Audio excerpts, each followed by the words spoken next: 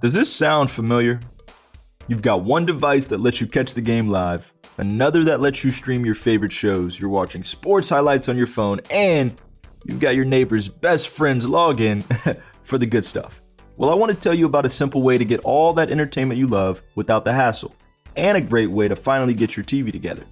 It's called DirecTV Stream, and it brings your live TV and on-demand favorites together like never before, so you can watch your favorite sports, movies, and shows all in one place. That means no more juggling remotes and no need to buy another device ever again. And the best part, there's no annual contract. Yes, no annual contract. So get rid of the clutter and the confusion and get your TV together with DirecTV Stream. You can learn more at directtv.com. That's directtv.com. Compatible device required. Content varies by package.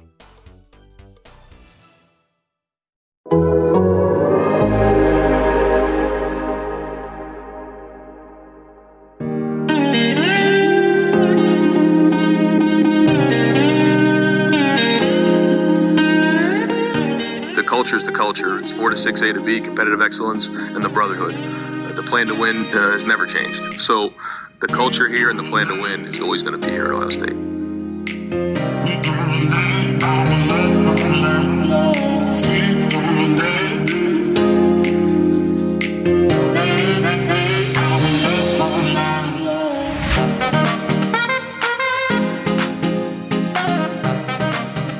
Welcome back to 4 to 6 with A and B, your Ohio State podcast brought to you by The Athletic. This is Bill Landis, joined by Ari Wasserman after what I think, Ari, I consider the most interesting midweek press conference that I have covered in what is now my 8th season on the Ohio State beat, in which Ryan Day did not say much, but in not saying much, I felt like said a lot, and essentially, after given multiple opportunities to express confidence in his defensive coordinator, did not.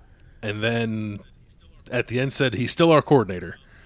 And I found all of it very odd, and I'm not really sure how to consume any of it. Yes, Ryan, is Kerry Combs still your defensive coordinator? Yes, but. Like, what is that? What is that? Somebody commented on my story and said, well, in the Midwest, yes, but is just a thing that people says, and doesn't actually mean anything. And my response was, Ryan Day is from New Hampshire. I've lived in Ohio for 10 years. I never heard anybody say yes, bud. I say yes, bud. Okay, I say okay, bud. Yeah, bud. The way that Ryan Day answered the question today about Kerry Combs being Ohio State's defensive coordinator was how you used to answer when I say I love you. Or how you used to answer when I say you're my best friend. It's how I still answer when people ask me if you and I are best friends. Yeah, but no, all kidding aside though, you wrote a really, really good column about this on Tuesday, shortly before we started recording, and I urge everybody who is a subscriber to The Athletic to go read that. And if you're not a subscriber to The Athletic, subscribe to The Athletic and then go read that. theathletic.com/4-6, 50% off. It's very, very difficult to envision how Ohio State moves forward after there was, some people say, there's no ringing endorsement, or that was a ringing endorsement, which is the death kiss. It's just like that was worse than confidence, right? When Athletic, that was not a vote of confidence. That was a vote of confidence. People think is the kiss of death, right? Yeah, that was worse than the vote of confidence. And explain your story a little bit. It's like, how does Ohio State move forward when publicly the coach is I don't know if this is too strong, but just basically instilling zero confidence, throwing the defensive coordinator under the bus and this is the thing about it too, Bill. Believe it or not, you don't have to say anything to make your point, and Ryan Day said nothing and made his point. Yeah, and it's not. I don't even know if I'd say that he necessarily threw Kerry Combs under the bus, because Kerry Combs hasn't done a good job. I was just kind of surprised by it. One thing I will say is, if you're an Ohio State fan and you were hoping that Ryan Day would be pissed off, Ryan Day's pissed off. How he's expressing that is interesting, because it did feel throughout most of his press conference on Tuesday that he was just like, the offense is fine, and it's like, we got to get this thing fixed on defense. And he was asked in a few different ways, basically questions that could have led him to expressing some kind of confidence in Kerry Combs as being the right coordinator to get this thing turned around. And he didn't do that. And then Doug Lesmerises said, like, hey, is Kerry going to call defensive plays this week? And Ryan said, well, I don't want to get into that, which is, to me is an answer of no. But I suppose the answer can still be yes. And then we got through all of it. It was 30 minutes. Almost all of the questions were about the defense. We got through all of it. And even at the end, like, I still felt I needed to ask, and I did. Like, Ryan, yes or no, is Kerry Combs this team's defensive coordinator? And he said, I'll read his answer verbatim. He said, yes, he's still the defensive coordinator, and he laughed. And then he said, but we're going to look at everything, and we're going to keep working toward Tulsa, who, by the way, Ohio State plays this week, and figure out how the staff is working together, how the scheme works together, and then go from there. I don't know what that means. Which is like, neither do I. And I just don't know, like, he didn't undermine Kerry Combs because he is Kerry Combs' superior. But whatever the correct word is for that is similar to undermine, that's what I felt like he did to Kerry Combs on Tuesday. And I'm not saying it's wrong. I think if Ryan Day wanted to make a change at coordinator, however difficult that might be in the midst of a season, I think he'd be within his rights to do so based off of Kerry Combs' job performance thus far and how bad the defense is right now. But this was like almost worse than that because he didn't make a change but said everything that you would say about a guy who you would soon be moving on from. Another word you know what I mean? For undermine is torpedo. Is Torpedo? that a good one? Yeah. Torpedoed him? Torpedoed him. Thwarted him? Yeah. Undercut him? So. Undercut him? Yeah. Cut his legs out? Yeah. I just don't know how Kerry Combs is like supposed to go into the defensive staff room now. Sandbagged them. I just don't know how Kerry Combs is supposed to go into the defensive meeting room now and like start putting a plan together and then start making calls on Saturday. And maybe Ryan Day said all this because he knows that's not going to happen. But then why at the end are you still saying, yes, he's our defensive You know what's crazy? And I guess this is – I got a few texts from college football staffers not at Ohio State. And they're basically laughing at how one loss has caused what seems to be a complete overhaul of the coaching staff. Because everywhere else, one loss doesn't turn into this. And you've seen at other places too that have won big, Texas, Michigan, Notre Dame, you name it, like big-time programs who have suffered multiple losses based on the same symptoms that caused other losses, that how Ohio State has completely melted down after just one loss. And it is kind of interesting to me because January was not that long ago. The Alabama game was not that long ago. And when everybody wanted Kerry Combs gone after the Alabama game, we kind of thought that was a little premature, right? Because it was very easy to dismiss what happened with Alabama as Ohio State lost to a better team. And that's what happened, right? They lost to a better team. But in the context of Ohio State's defensive strategy in that game, they were nowhere near prepared enough to win the national championship game from a schematic standpoint. Would you agree with that? So even though Alabama was better, and that turned into a way for us to kind of accept what happened there, I think it was a symptom of an issue that needed to be corrected. So you go into the offseason, you chalk it up to losing to Bama, you do whatever you do. Then you come into the Oregon game in week 2 of the following season, and the defense, right or wrong, was not equipped from a coaching standpoint to compete at the highest possible level, which falls under Kerry Combs' purview. And if you put yourself in a position to figure out what's expected at Ohio State, it happening 2 times is enough to get fired. Like one time, okay. One time against Alabama, okay. And that's a bigger deal than any of them because I don't care how good Alabama is. You need to be prepared when you're 4 quarters away from winning a national title. I mean, you are right there. That's a big deal. But if it happens a second time, then everybody who was crazy for calling him to be fired after the Alabama game is now the majority of how everybody feels because it can't happen twice. So now when you put yourself in a position where you're Ryan Day and you're in charge of this team, in this program, what is he supposed to do? It's like if you don't have confidence in Kerry Combs, which it certainly seems to me that he's lost the majority of it, if not all of it, based on the way that he acted or responded to questions in the news conference on Tuesday. What do you do? I know you mentioned that Arizona's former defensive coordinator is an analyst on the staff. I know that there's ways to, rejigger things, but like in the middle of September, has Ohio State ever fired a coordinator? No. Ohio State has not made major wholesale I don't changes. know the last time Ohio State's made an in-season coaching change. Hasn't happened since I've been on the beat. I don't know the last time it happened before that. And it's a good question. Like I don't know what you do, which is why I don't think anything super drastic is going to happen. Ryan Day was asked about the person you're talking about, Paul Rhodes, former head coach at Iowa State, a veteran defensive coordinator at multiple programs, most recently Arizona, is on staff as an analyst. And Doug Lesmerises asked Ryan Day, like, you have this guy on your staff, would you ever consider elevating him and shuffling things around, and putting this more experienced person at coordinator? And Ryan Day's response was like, I don't think that'd be it was funny. He said, I don't think that'd be fair to Paul. I don't think that'd be fair to anybody else on the staff. He said, I don't think that'd be fair to Paul because Paul Rhodes in his analyst role doesn't get to coach the players. And he said he just doesn't feel like he'd have a good enough feel for the personnel to do something like that, which I would also then take and say, well, if he feels that way about a guy who's actually in the building, I'd imagine he'd feel even more strongly that way about someone who's not in the building, which is to say, like, I don't think he's going to bring in someone from the outside to coordinate this defense moving forward. I know some of that's out there, and people are wondering about that.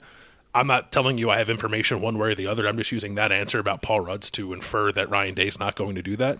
And I think that'd be really hard to pull off. So then what? What he does, I think reshuffling the staff, I don't know, like maybe it's something as simple as putting Kerry Combs up in the coach's box and let him try to call the game from there. It's a different vantage point. Maybe you call the game differently. Maybe you see things differently from there. Kerry Combs has always been a sideline coach. I think he likes that. He's an energy guy. He likes to give that to the players and receive it from the players, but his job is to see what's happening on the field and make the proper adjustments in game, and that's not happening. So maybe if he gets the bird's eye view, go Birds, he could do that. I got you on one, didn't I? In a better way. He could do that in a better way from the coach's box, which is like the same conversation we were having in 2015 with Ed Warner when it just turned out that he wasn't a very good offensive coordinator no matter where he was watching from. And I guess that could be the case here too. So maybe that's where you start. Maybe if Kerry does want to stay on the field because he just likes it so much down there, then someone in the box, whether that's like Al Washington or Matt Barnes, as more of the final voice and play calling. I think whatever the answer is, whatever changes come, they're going to be internal. Or they're going to come from the inside. They're not going to come from the outside. If there's even dramatic change at all, I think it's very possible, like we're having this conversation now. I wrote this column on Tuesday. Everyone's kind of in a tizzy about this, and then they play Tulsa on Saturday. Nothing's different. How much can you change in a week, Bill? Like, that's the thing. I feel like they're kind of stuck. Not a lot. Yeah, I think there is only so much you can do in the course of a season. It is funny. Ryan Day kind of like opened up. I think his answer to his first question was something about like, we're going to change things structurally. And the way my mind works is like, all right, here we go. We're going to start talking about 2 high safeties, maybe some more simulated pressures. Like, what kind of scheme stuff are we talking about? And like, it didn't click with me for like 5 other questions that changing things structurally meant changing the structure of the defensive staff. So I think that is going to happen. I don't know if we'll ever get a straight answer. Were you disappointed that you weren't able to ask a technical defensive question about alignment and scheme? I tried to. I said, hey, no one else does this thing where you line up with one safety in the middle of the field before the snap. You think you might stop doing that? And I think I've asked that question like 10 times in the last year by now. And he just said, like, we'll see. So I don't know. I think that is a simple solution for the defense, and also something that may like have to happen now because Josh Proctor, who is out for the season, which I think we talk about in the last show. We know he was hurt. He's out for the year. He had a fracture in his leg in that game on Saturday, so he's gone. So the only guy they had who could like reliably play free safety, in my opinion, is now no longer available. So I think you have to play with 2 high safeties now.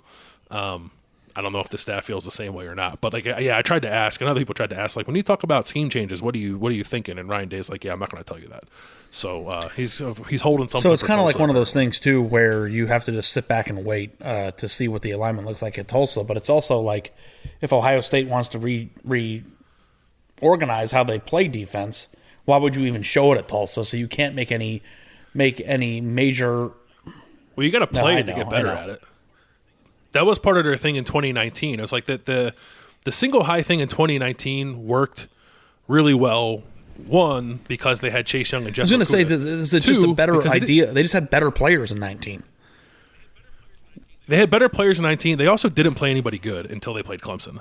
Like that schedule, they didn't play, particularly they did not play a good offense. And I'm not saying they played world beater so far, but I think both these offenses they played so far this year are probably better than any offense they saw in that year until they played Clemson. But then even when they got to the Michigan game that year, like Michigan started taking advantage of some of that stuff that they do in that single high scheme. But Jeff Hafley switched things up a little bit, which is what goes back to what I was saying last week. I feel like Hafley had a better feel for change-ups within this system because he's been in it longer.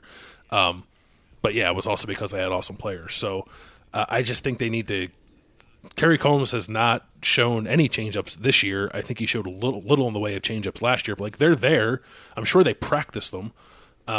They just don't play them in games, but I think if you're going to start playing them in games, it's not a thing where you like save it until you play a good team again. I think you need to put that on the field starting this Saturday so that when the time comes when you actually this game, you're on the lookout. I mean, yeah, I was on the lookout last week against Oregon and didn't see anything different, so it's going to be like that meme from The Office, like no doubt about it, I'm ready to be hurt again. But yeah, I'm on the lookout. We'll see. I don't know. I don't know where it's going to start. I wonder if it starts more with like paring down the personnel, or if it starts with legitimately rethinking some of these scheme things. So I mean, the issue here is multifaceted. You have scheme issues. You have some question in personnel. Because I'm assuming if you went back and watched the tape, which you did, right? You probably saw people missing assignments or in the wrong position quite often. So you have that going for you. And coaching and scheme are one and the same, but they're also different. And then you just have physical talent questions. You know, you have talent questions at the safety position now that Proctor's out. We're not exactly sure who the best linebackers are. Maybe that's still in question. I am. We're not sure if the best linebackers are going to play. Yeah. Yeah. It just seems like a mountain of issues, and where do you even begin? And like the other thing too that we're basically had us do this podcast right now is that I was through every single press conference of the Urban Meyer era in that room, and I don't ever remember there being a news conference like this where there were problems and there were clear frustrations from the head coach. And it is apparent this way. And like Urban expressed frustration, but this was vague and seemed daunting to me. Yeah, he kept it pretty real. For as much as he kept it vague, I thought Ryan Day kept it pretty real. Like it was easy to tell that he was not happy and easy to tell that he is going to make changes on some level. Which I kind of respected. But on the other hand of that, there is an interesting dynamic at foot here. And one of the things he did say, like, did kind of sit with me the wrong way. He said, he was asked, like, how bothered are you by this, that, like, you're in the second game of the year and you have to deal with this kind of stuff, which is basically to say, like, how upset are you that you have to basically be in the defensive room figuring this out. And he said, I'm not happy about that at all. That's part of the deal. For me to do what I need to do on offense, I need the defense to be on point. I need special teams to be on point. I need Mark Pantoni to do a great job recruiting. I need Mick Marotti to handle strength and conditioning. The minute I get taken away for those type of things, it takes away from everything else that's going on offense. To be honest with you, that is disappointing. And it's like, that's great. You're the head coach. If you wanted to be an offensive coordinator, you shouldn't have taken the job. So, like, I don't feel bad for Ryan Day that he's upset by this. He picked the coordinator. He set this whole thing in motion. So, like, that to me, I thought that was a little off base, and that's like the kind of thing that I wondered, like, how that gets taken in the building. And I'm not trying to, like, fan flames of controversy here. Maybe everything's cool in the building and it's just a bunch of grown men talking shit out. But, like, that to me, that quote in particular was like, I don't know if I would have said that. Yeah. Now that the world's opening back up, so many new thrills are on the horizon, and whether you've been in a relationship for years or just getting started or are excited to get back out there and meet new people, when the moment comes, you want to be ready, Roman ready. Go to getroman.com/A&B now to talk to a U.S. licensed healthcare professional. With Roman, you get a free online evaluation and ongoing care for erectile dysfunction, all from the comfort and privacy of your home. Roman Ready equals confidence, the confidence that you know you can rise to the occasion in the moment. We're looking at the Summer of Love 2021 version, and Roman wants to make sure you can participate in your own way, whether that be as a single person or a couple who would still rather stay with each other. A U.S. licensed healthcare professional will work with you to find the best treatment plan. If medication is appropriate, it ships to you free with 2-day shipping. The whole process is straightforward, convenient, and discreet. Getting started is simple. Just go to getroman.com/ANB and complete an online visit. Take care of your ED without leaving home. Complete an online visit today to connect with a U.S. licensed healthcare professional and take care of it. Go to getroman.com/ANB, and if you're prescribed, get 50% off your first month of ED treatment. Make sure you're ready to have confidence and control this summer. Roman ready. Comfort is king, and 'tis the season for a royal coronation. Sleep like royalty on the softest sheets. And let's not stop there. Upgrade your comfort with bedding, towels, loungewear, even robes. The sky is the limit with Brooklinen. It's time to save big and invest in your comfort during Brooklinen's Labor Day sale, happening now. Brooklinen makes beautiful, high-quality bedding and everything you need to make a house a home. Brooklinen makes bedding for every kind of sleeper, so whether you sleep hot or cold or somewhere in the middle, they've got you covered, Goldilocks. And it doesn't stop there. If your bedroom's all set, make every day a spa day with a choice selection from their excellent and absorbent towel collection, available in a number of colorways. Brooklinen has over 80,000 5-star reviews and counting, and there's a reason for that. Freshen up your fall with Brooklinen, the one-stop shop for comfort. Shop the Labor Day savings event now for savings on all things comfort. And if you can't decide right now, invest in your comfort with the promo code ATHLETIC anytime. That's brooklinen.com, promo code ATHLETIC. It's crazy how quickly things can go off the rails, man. They are in an interesting spot before today.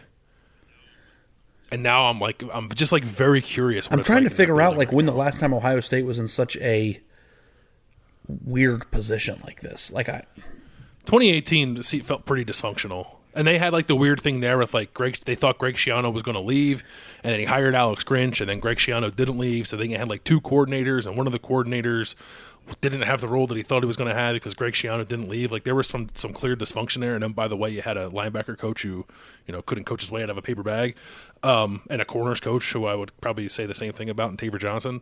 So there was a lot of dysfunction there. I don't know if this is the same or not. I don't think this is the same, but it might be. I don't know. I'm not sensing a tremendous level of dysfunction at the moment. I think there is some anger clearly about how this has transpired. And some of it feels a little misdirected because, Ryan Day's offense has not been perfect. They're certainly complicit in that loss to Oregon, especially. And even I would say in the way things went against Alabama too, he didn't coach a great game against Alabama. The defense is what it is. It's not good enough, but it's not like Ryan Day's been perfect handling the thing that he says should be his focus, which is running the offense either. So there's plenty of blame to go around. But I don't know, the way some of it was couched today just makes me wonder exactly how things are transpiring within it's crazy because you look at Ohio State through the lens of a national championship. You compare it to Alabama, you compare them to Clemson, you compare them to Georgia. And it's right now, a single loss, for as much as we talk during the regular or during the offseason about how a single non-conference loss doesn't put Ohio State out of the discussion, and it's a long season, rattle off 5 wins, and the entire discussion's different. This does seem to be a bigger crossroads than I was anticipating, even with a loss. And it's it's not so much how does Ohio State fix their defense. It's are we trying to get to a point where we're understanding whether Ohio State can salvage a national championship season, or are you so far down the line of just that's not even remotely in the purview of this discussion? It's whether or not Ohio State can win the Big Ten at this point. No, I'm not there. That to me is is another level of dysfunction that I was kind of alluding or talking about earlier back in 2018. I don't think that's where they are. I think a lot of this can be good. I think a lot of good can come from this. If the way that Ryan Day was talking to us on Tuesday is indicative of the conversations they're having in the building, and I think they are, and they're probably more honest and real because Ryan Day is not going to say absolutely everything he thinks to us. Why would he? I think some good can come of that. I just don't know what it's going to look like, and I don't. Some of the things that Ryan Day said on Tuesday could lead you to believe, I think, rather easily that things are going to look drastically different, and I'm across the board, and the way the staff is structured, and the way the scheme is implemented, what the scheme is, and who plays. And I don't know if that's actually going to be the case. I don't know how realistic dramatic change like that across the board is when you're already into your season. And in a month, you got to play Indiana and Penn State. I mean, a month is a long time. That's a good thing. A month is a long time. Yeah. And it's just like you want to see them come out and maybe look a little bit different, maybe get more players on the field that are the best and playing the longest. He also visited the idea of rotation. What was his take on the rotation scenario, and did you buy what he had to say on that? I thought those answers were odd. Like breaking it down, there were a couple different weird things. One on Seven Banks, who dressed for both games and didn't play, was not on the availability report for either game. Ryan Day was asked, like, what's the deal with Seven Banks? Is it injury related? And he said, like, no. And then he said, like, he should be healthy enough to play this week. Like, the gist that I got from it was it's like Seven Banks like wasn't good enough to get on the field, which is kind of shocking. Maybe I'm reading that wrong. So I thought that was weird, but apparently, he says he thinks we're going to get Seven Banks on the field this week against Tulsa. On the linebacker stuff, Austin Ward asked this question, and I agree with the premise. Like, there's not a lot of consistency at linebacker because they're playing so many guys, and I think that's a position where you need to, like, settle in and get kind of a rhythm, and I think that's difficult when they keep, like, rotating out of the game every other series. But then Ryan Day's take on that was like, yeah, well, we haven't seen enough consistency to leave guys in there for longer. And I was like, well, one of those things impacts the other. Like, I think if you played Cody Simon and Taraja Mitchell all the time, you would get more consistent linebacker play. But because you don't, you're getting inconsistent linebacker play. So there's like a disconnect there that I think is kind of strange. And also he said last week, like he gave the impression anyway that they're going to start paring some of that stuff down, and then they didn't. They did on offense because they only played Mayan Williams and Trevion Henderson at running back, but they didn't do that on defense, except for maybe at cornerback, where Denzel Perkin played almost all the snaps, and Cam Brown played a chunk too. But at safety and linebacker and on the defensive line, there's still a whole lot of rotation going on, which I think. So what's the deal with Seven Banks? One bit. He's not on the availability report. Am I right about that? I knew he was not. He was banged up during camp for sure. Like, there were a few times I think we were out there that Seven wasn't practicing. So I think there is an injury element to this. But for whatever reason, they didn't put him on the availability report either week. Because, I mean, they're not obligated to. They're not even obligated to make that report. They just do it because we asked them to. So maybe that's it. But it's odd to me that he didn't play. If he was a quote emergency situation against Minnesota, and then dressed again and seemingly looking ready to play against Oregon, and it seemed to me like you could have used your best defensive players on the field in that game, then he didn't play. It feels to me like that's more than just an injury thing. Now, Denzel Burke and Cameron Brown were really good in that game, so maybe they felt like they didn't need him, and like cornerback wasn't the issue in that game. So maybe that's what it is, but it's weird to me that he didn't play. Weird. One more thing on the personnel stuff. Just because I think I said on the last show that I didn't think JT Tuimoloau played all that well. Rewatching the game, he played okay, yeah. I didn't want to push back at you because you're like Mr. I understand football, and it was like I thought he looked awesome out there. Oh yeah, I'll offer a mea culpa on that. My initial gut reaction to that was wrong, and rewatching it, he played pretty well, and should play more. Yeah, my bad. Let me ask you this: Ryan Day in general, what do you think the temperament was, and how you felt he looked? How was he, kind of handling this, and in terms of the way that the fan base might view him, like. A little bit of what I've said after the game when we recorded on Sunday of just like this is his post Virginia Tech moment. I mean, does it feel that way in the building? Like, is this like a moment that could help define what we think of Ryan Day in 5 years?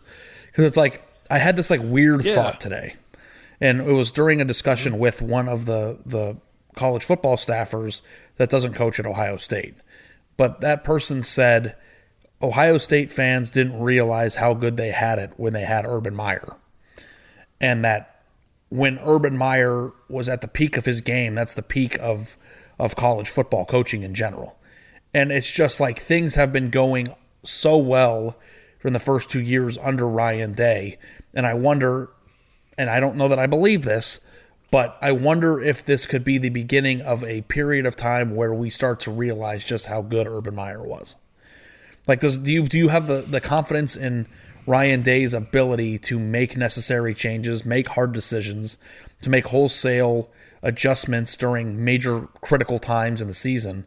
And, like, is this a point in time where we're going to look back and remember him for how he did? I think it's a really good question. I don't know that I have any. I don't want to say that I have any confidence one way or the other. I'm just like interested to watch it play out. You could say you have confidence in Ryan Day because you like Ryan Day. If you're like just like a Ryan Day fan, like of course you would say you have confidence in him. I think Ryan's a good coach. I think he's proven that he's a good game day coach. But this is like uncharted territory for him. This is like another step in his evolution as a head coach. He's got hard decisions to make, and he has to get this thing righted. So. I think it's interesting that people don't know how good they had it when Urban was here, and I think that's probably true for 12, 13, and 14. But then they started to get away from him in 15 for some of these things we're talking about now. He made bad hires. He made the wrong hires in important positions, and I think at the moment it looks like Ryan Day made the wrong hire with Kerry Combs. But that doesn't mean they can't figure out a way to get that righted, and I'm just very interested to see if they do. I'm fascinated to see how Ryan. What would you give him as a grade, though? We have some context of how he is as a hirer. Like, what's his grade? Is it Jeff Hafley A, everybody else C? Maybe F? No, like I thought Hafley was a good hire. I thought Greg Madison was a good hire. I don't. Like Matt Barnes, I don't know. I don't know if there's like a super tangible impact there for me to give a hard grade on it. Like Kerry Combs looks like an F right now, yeah. And like I think Madison and Hafley and Combs are the most important hiring decisions that he has made thus far. There's some question about quarterback coach.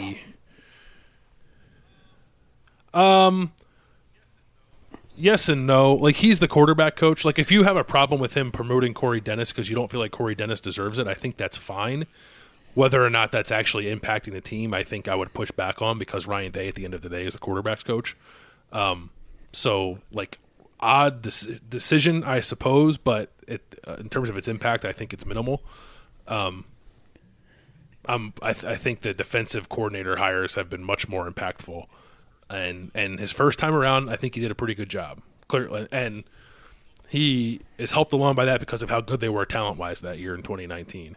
And right now, his second hire, his decision not only to hire Kerry Combs before last season, but then to assess last season and then basically not make any changes coming into this season, I would give Fs to for sure. Yeah, because it's like. So he's got an A and an F. What's that? That's like a 3. I think that what you do, but you say like, well, if I like Ryan Day, I can, instill confidence in him because we don't see. But I think we have kind of gotten a window into whether or not Ryan Day is proficient in these areas, and I think you could make the case that in the summer when they lost Jeff Hafley, and 2 summers ago, and when they had openings this past summer. They had an opportunity to go out and get whoever they wanted. And Ohio State what would you say that the defensive coordinator at Ohio State is? Like the most or second most or top 10 at least most coveted jobs that's not a head coaching job in America? And it's like, so you go out and you get Kerry Combs because you know him. And at the time it seemed like it made sense to us. Kerry Combs is a Buckeye. He loves Ohio State more than he loves his family. He's been a tremendous recruiter. He developed talent in the secondary to high level. But it's just like, no matter how close you are to Ohio State or what you've done in the past for Ohio State, I'm not necessarily sure that any coordinator at Ohio State ever should get the job without prior experience. Like, you have to be qualified to have this job. Somebody else said that to me today too, but it's like, but Jeff Hafley didn't have prior experience. But Jeff Hafley was brought here along with Greg Madison. I think they help him along in that regard. And Greg Madison was here last year. It's kind of strange. Like I feel like Greg Madison was very integral in 2019 in just helping them get their ship back together defensively. And in the end, Jeff Hafley might have been the shot caller there, but I think that Greg Madison's influence mattered greatly. And then last year when Kerry came, and I don't know if this is true or not, it's just the vibe that I got was that Greg Madison was just sort of ostracized a little bit. Just he was there, but he didn't feel particularly influential. And then now he's not here at all. And now you look in that room and it's a coordinator who appears to be in over his head. And Larry Johnson's been coaching ball for a long time, but there's no one else in that room that's a coordinator experience. And I think there's unless we count Paul Rhodes. but I do think that there is a glaring lack of experience at the top that is coming into play here in a bad way for Ohio State. Yeah. And I mean, it's super easy, too, to be like, well, you can't hire somebody without coaching experience when it blows up. Like if Kerry Combs would have been the perfect play caller, then you don't even think about these sort of things. But that's the hardest part about making $6 million a year, is that you have to be right. So if you thought it was the best case scenario to hire somebody who is a top-notch recruiter with familiarity with Columbus and Ohio State, it makes total sense to go hire Kerry Combs. But the one thing that I will say is, if you think about where Urban Meyer got into most trouble, where was it? It was hiring people he knew. And it's just like you kind of got to get out of that box a little bit, I think. And you put yourself in a position where, you open up. It's kind of like a sports journalism job on a pro beat at a major publication. The second that there's a Utah Jazz opening to cover the Utah Jazz for the Salt Lake City Tribune, which might sound like a job you could be interested in another lifetime. Every single person... I may or may not have applied for that job once before. Every single person that does what we do or is climbing the corporate ladder or the journalism ladder to being a recognizable beat writer would apply for that job. Okay? That's a step ladder job. That's one thing. Two would be like national college football reporter for the New York Times. That job I would apply for tomorrow. Maybe. Sorry, guys, at The Athletic. I'm very happy. You get what I'm saying.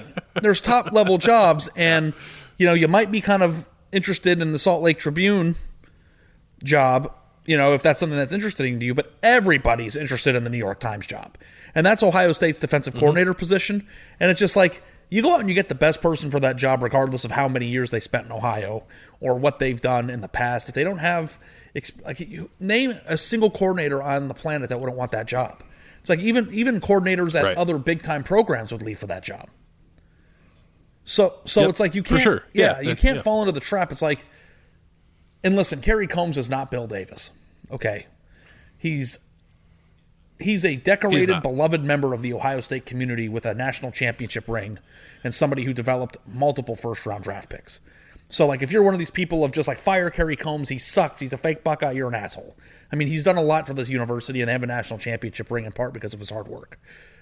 That said, I don't know if all of those things are qualifications to being a defensive coordinator. Yeah. No, I think that's right. And listen, when Ryan Day made the decision, and I feel like we're kind of talking about, like, Kerry Combs is no longer the defensive coordinator. He still is, for now anyway.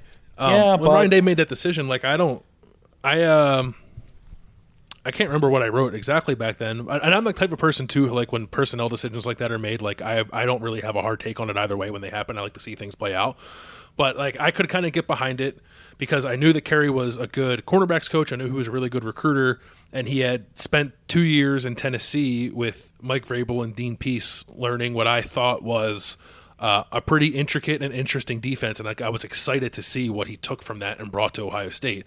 The answer, it turns out, is nothing. And I don't know if that's because he's incapable of doing it. Because that's the thing that's really hard to being in this situation. Is Urban Meyer, when he was here, was an offensive-minded head coach and would act like he didn't know what the hell was going on defense. He's like, I don't even go in those rooms. I don't know what's going on in there. But it's like, is the single high safety thing a Ryan Day mandate? You hire somebody, they've got to come in and they have to run that defense? Because that makes the job less attractive. Yeah, and maybe that was at play too. It did not seem like the net was cast particularly wide when Ryan Day made that hire. He seemed to lock on the Kerry pretty early on, though.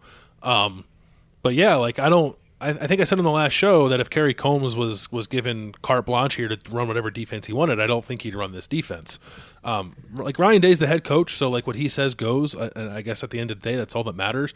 But that's another one of the things that like bothered me today was like, someone asked Ryan Day, like, are you going to be in the defensive meeting rooms more going through all this? And he said, well, not with the intricacies of the defense. Well, like, that's already happened.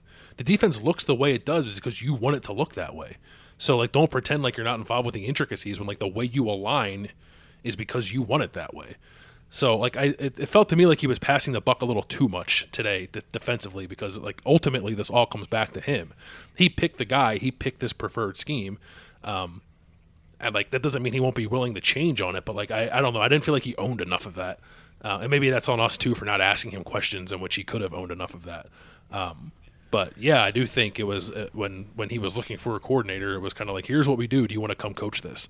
And now I think Kerry Combs has found himself in an uncomfortable position coaching a defense that I don't think is particularly to his liking.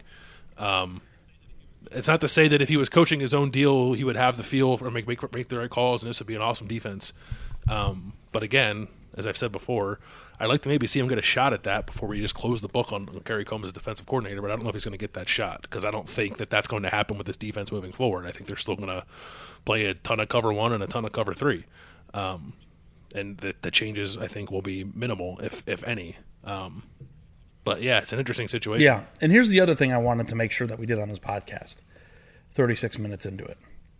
Last year when Cam Brown got injured, it was very easy to say, hey, that's unfortunate. He's a young stud. He'll get back. Ohio State will be fine. Turns out that was an instrumental loss to that defense, right? Josh Proctor is out for the year. Like, that is a major blow at the worst possible time. At the worst probably possible position for them too, to play defense this way. Yeah. Yeah, I don't know what they're going to do. Ryan Day said a thing about like Bryson Shaw today that led me to believe that they weren't particularly happy with how he's played, and I think everybody listened to this would say the same thing. Not to rag on a guy, he's far from the only reason why the defense is bad.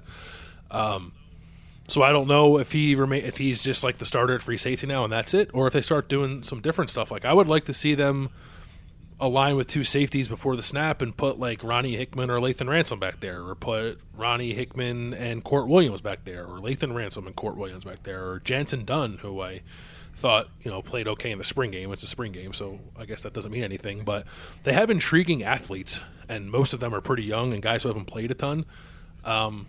I'd like to see them get a shot and maybe throw those guys back there and see what they can do in a system that looks a little different but is largely the same in terms of their calls and stuff. But yeah, if they're just going to line up like they've lined up the last 2+ seasons and don't have Josh Proctor anymore, who I thought was really turning a corner. Like he was good in spurts last year. I thought he had been pretty consistently good in the snaps he played in the 2 games this season.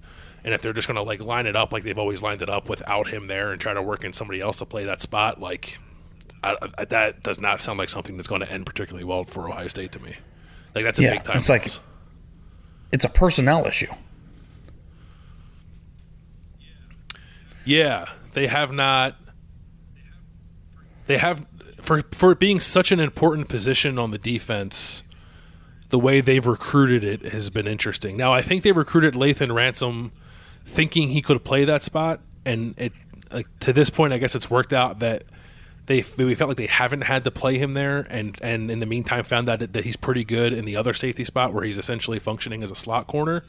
So maybe he's just the next guy up, but it's like in terms of who they've recruited since they switched to this defense, it's basically him and Jansen Dunn, which is I don't know how much confidence that inspires in people, but I would at least be interested in seeing what they can do, especially now when you're playing Tulsa and Akron is going to be a bloodbath in 2 weeks. But it'd be interesting. Like, and I think maybe that's where most of the change comes in. I think in the end the changes might be more personnel based than they are scheme based. Yeah, it's a triple threat right there. Yeah. Is it personnel? Is it scheme? Is it coaching? Yeah. It's everything. Today's episode is sponsored by the NBA and their quest to advance the game of basketball, grow the community, and impact culture. The league celebrates its teams, players, and fans across the past, present, and future as part of its 75th anniversary season. That's Game highlights pivotal moments on court and beyond, from iconic plays in arenas to the impact players have in a community. That's the NBA. That's Game. Like in the NBA Finals, when the Bucks had their backs against the wall, Drew Holiday steals the ball, pushes the break, alley-oop to Giannis for an iconic slam, seals Game 5 and the eventual title. That's the NBA. That's Game. This is more than just basketball. It's what connects us all and keeps us coming back for more. That's the NBA. That's Game. This podcast is brought to you by DirecTV Stream. Does this sound familiar? You've got one device that lets you catch the game live, another that lets you stream your favorite shows, you're watching sports highlights on your phone, and you've got your neighbor's best friend's login for the good stuff. Well, I want to tell you about a simple way to get all that entertainment that you love without the hassle. It's called DirecTV Stream, and it brings your live TV and on-demand favorites together like never before, so you can watch your favorite sports, movies, shows, all in one place. That means no more juggling remotes, no need to buy another device ever again, and the best part, there's no annual contract. So get rid of the clutter and the confusion, and get your TV together with DirecTV Stream. You can learn more at directv.com. Compatible device required. Content varies by package. It was a very interesting day. Fascinated to see what happens now. Ryan Day was the only one that spoke on Tuesday, which is also weird. Usually we get some players and maybe a coach. We did talk to Kerry Combs after the game, which I'll give him credit for, because there have been times in the past here where assistant coaches have not had good days and their players had to kind of answer for that. Kerry Combs did come up and talk to us after the game, so I'm not surprised he didn't talk today or on Tuesday. We'll see who talks on Wednesday. We don't know yet, and then we'll get Ryan Day again later in the week on Thursday, maybe get some more clarity on where this is going. But they are in a fascinating position. Like I think a lot of the tone of this might have felt doom and gloom, but I don't feel that way. I don't know if you. I feel like that. Like I don't. Yeah. Do you? Like I don't feel like this is about to implode. Do you feel like this is about to implode? I think it imploded. I don't. It already has imploded. There's no, like, the thing that always like made me chuckle a little bit, and maybe that's not the right way to put it, but when Urban was the head coach, every single time they lost, it was a major bomb that went off, and heads had to roll, or changes needed to be made, or that could never happen again type of a thing. And the thing that we always used to say when these things would happen was, well, good thing Ohio State lost, because now they have paid the consequence for something that was wrong, and it's going to force them to make it right, right? Ryan Day said that on Tuesday. The fortunate thing that, of this is now that we know there's a problem and we can fix it. And it's like a really, really good coach shouldn't have to lose in order to make those changes. So Ohio State lost a game that in reality doesn't take them out of the playoff hunt, because if they win the Big Ten and is one-loss conference champion, I'm sure they'll be in. But it takes away all their benefit of the doubt. It puts them in a situation where they have to be perfect. And I have real, legitimate questions about all three things on defense: scheme, personnel, and coaching. And I don't think I've ever been in that position as a reporter covering Ohio State my entire life. Not in 2018? I don't think personnel was... they were bad, but by the time the Maryland game had already happened, they had already imploded as a program. Like, the Maryland game was awful, but who did they lose to earlier in that year? Was it Purdue that year?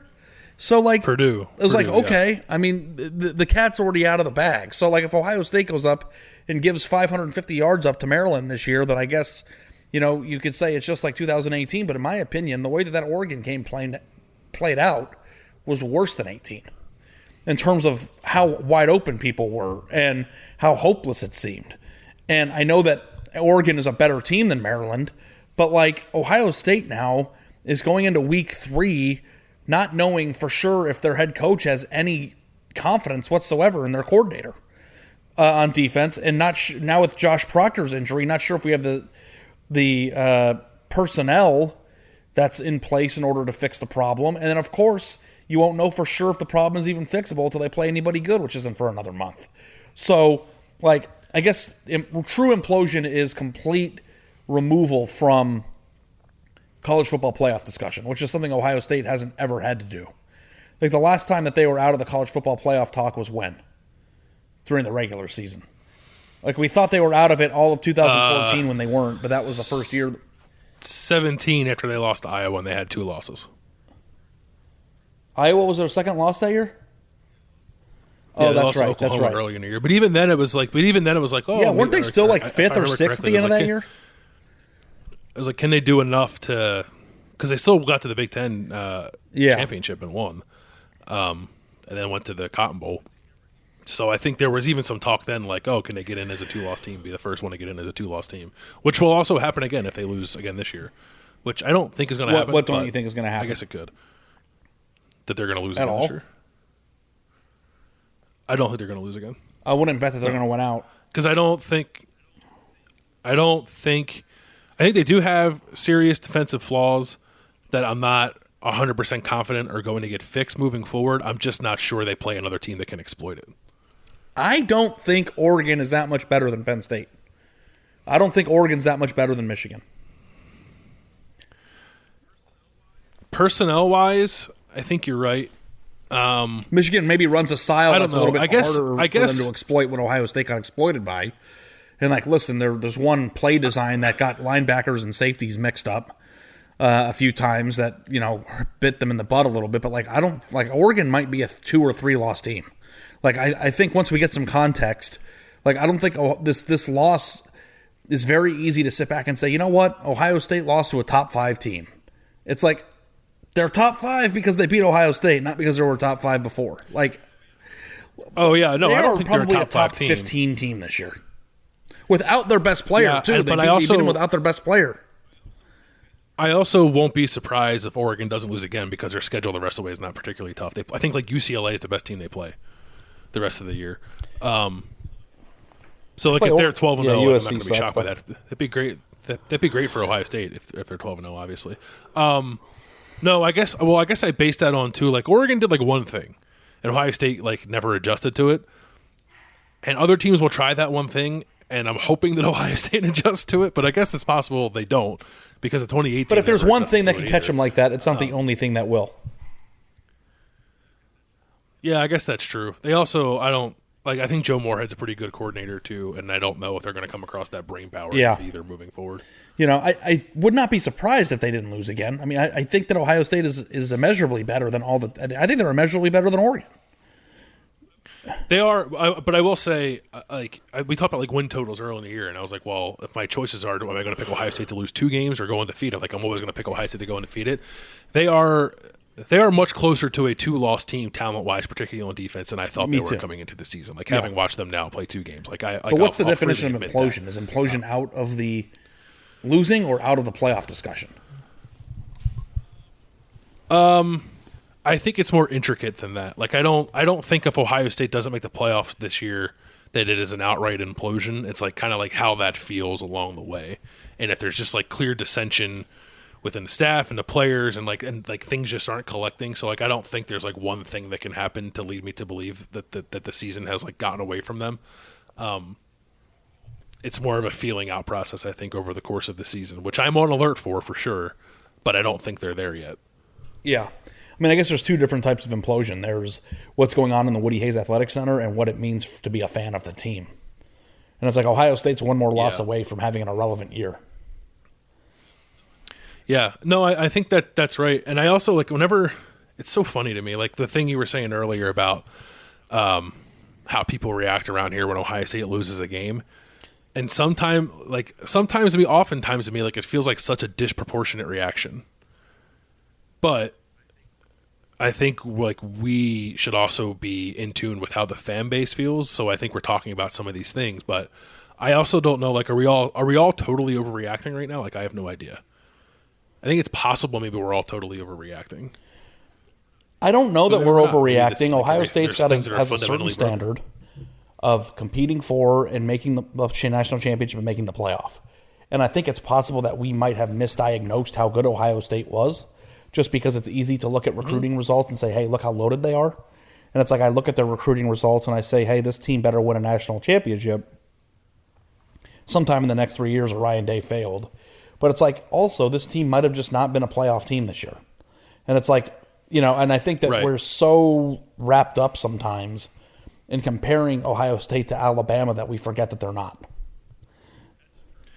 That's true. And I also think, like, I think this could end up being a 10-2 season where Ohio State doesn't make the playoff without that being a referendum on the direction of the program.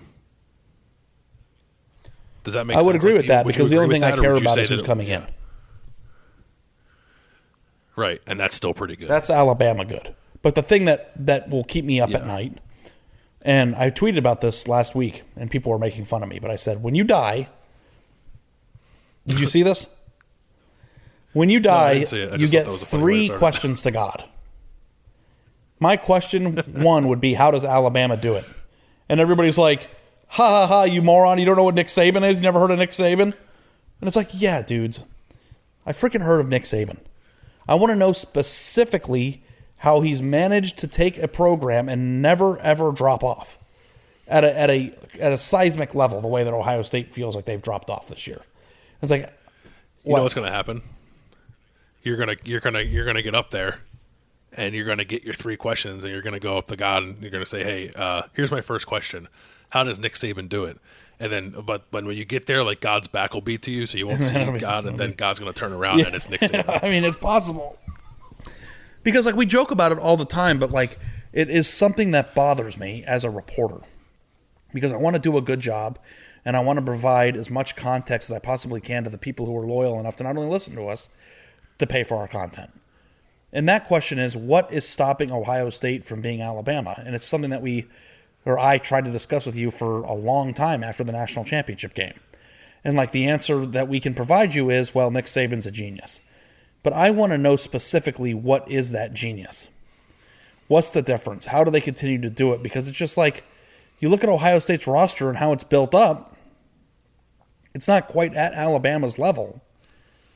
But when's the last time Alabama was in this situation where they were questioning their coordinator in week 2, lost to a severely a severe underdog in terms of talent, and then like there seemed to be major hiccups within the program?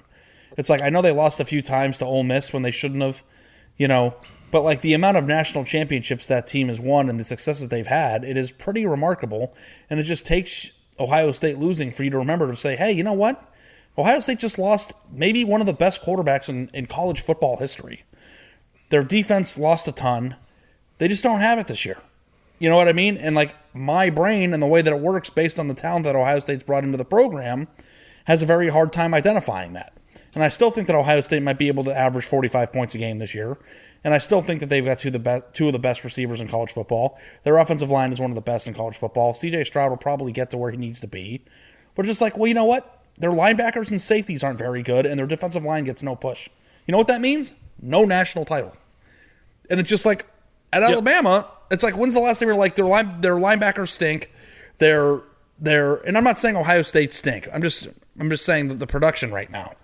And their defensive backs are discombobulated. They had a major injury. You don't know if they're going to play single high safety. There's no push on the defensive front.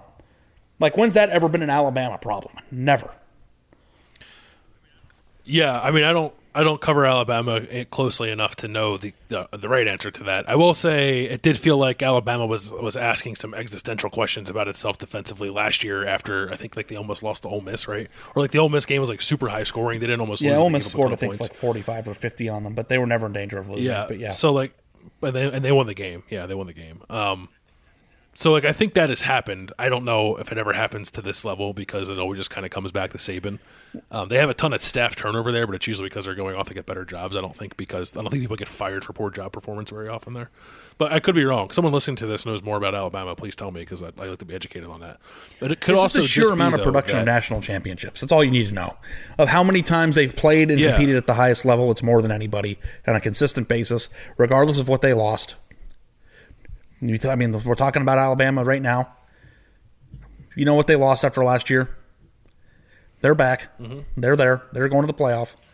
We think they're back. I know. We'll see. I mean, we'll see. They played their typical helmet game against the Miami team that is clearly Oregon not very was good a helmet they almost game. Lost to App State. No, I know. But we do this with Alabama every year. Alabama beats a name and then wins its second game because it plays some cupcake. We do it all the time, and most of the time we're right. Almost all the time we're right, but we're not always right.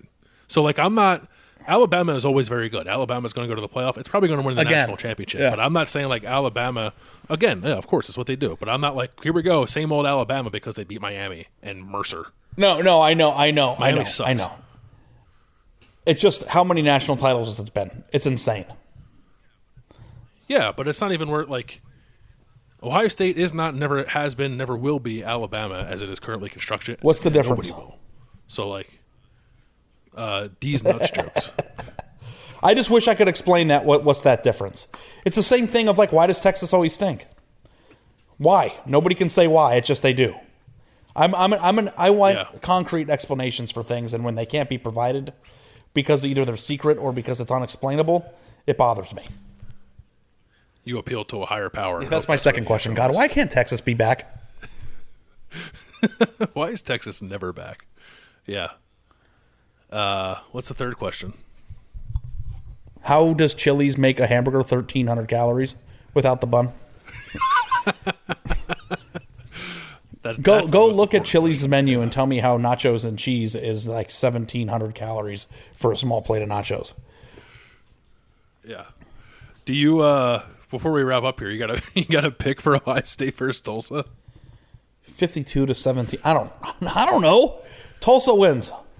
Here's Ohio State's a 26-point favorite, right? Yeah, the first line I saw was like 31, and then it was immediately 26. And I don't know if like that got bet down that quickly, or if the original line was just wrong. I never saw 31, and they corrected themselves. 26 seems like I would lay. I think 56-28 would be a good guess with a cover. Yeah. Tulsa's got a pretty good running back, and Ohio State's run defense is poopy at the moment. So it's poopy. Yeah, so I think like they're not gonna shut out Tulsa, but I also think they might score 60. Tulsa, which by the way lost to UC Davis in its opening weekend, and then somehow played a tight game with Oklahoma State in its second game, just isn't very good. There's times in the past where Tulsa has been good. They were pretty good when Ohio State beat them in 2016. They were decent last year too. They just don't look like they're very good this year. So I think I would pick Ohio State to cover, but I do think Tulsa's going to put some points on the board. Yeah, so I'll say 63 to. What did I say? 56-28? 56-28 in the cover. There we go. Buckeyes cover. What if they score 28 points? What would be the first? What if Tulsa scored on a toss left on the first drive? If Tulsa lines up in an unbalanced formation and then runs to the boundary untouched for a touchdown, you have my permission to burn it all down. Let's hope that doesn't happen again for Ohio State. Hopefully that's one of the many things that Ryan Day and them boys on the defensive staff are talking about when they hash it out in those defensive meeting rooms. So, all right, interesting times for Ohio State. But they're interesting for us to cover now, so I'm not too upset about it. Subscribe to The Athletic. This is the time to subscribe, guys. Athletic.com/4-6 gets you 50% off. I'll have a story later this week on C.J. Stroud, by the way. That's this week's film study is dedicated to C.J. Stroud. That'll run on Thursday, I believe. Game Saturday. The Akron game's a night game for some reason, so not necessarily sexy opponents the next 2 weeks, but Ohio State remains inherently interesting. More so now than we thought they would be coming into the season. So thanks for listening, and we'll talk to you guys after the game.